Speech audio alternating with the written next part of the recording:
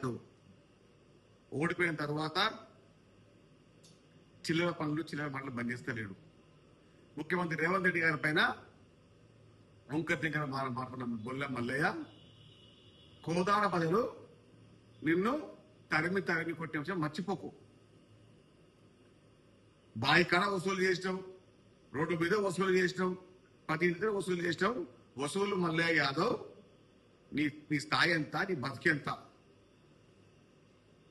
ముఖ్యమంత్రి రేవంత్ రెడ్డి మాట్లాడే స్థాయి ఎక్కడ నీది?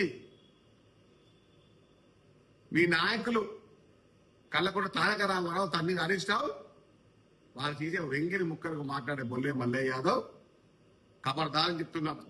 నోరు అదుపులో పెట్టుకో. ప్రతి మాట, ప్రతి వ్యవస్థకు తెలంగాణ రాష్ట్రంలో ముఖ్యమంత్రి రేవంత్ రెడ్డి గారు ఒక ప్రజాపాలన నిర్వహిస్తా ఉన్నారు. ఇంకా బయట మాటలు, బట్టెబాజీ మాటలు మాట్లాడే ఈ బట్టెబాజీ రాష్ట్ర సమితి నాయకులు వీరు మాట్లాడుతూ ఉన్నారు, చిల్లర పలుకులు మాట్లాడుతూ ఉన్నారు. ఈ భోగల్ రాష్ట్ర సమితి నాయకులు బొల్లం మల్లయ్య యాదవ్ ఖబర్దార్ అని చెప్తున్నాం. రేవంత్ రెడ్డి గారి నుంచి మాట్లాడే ముందు నీ నాలుక తెక్కొస్తాం, నీ నాలుకని 4 ముక్కలు చేస్తాం. ఖబర్దార్ అని చెప్తున్నాం. నోరు అదుపులో పొదుపులో పెట్టుకో.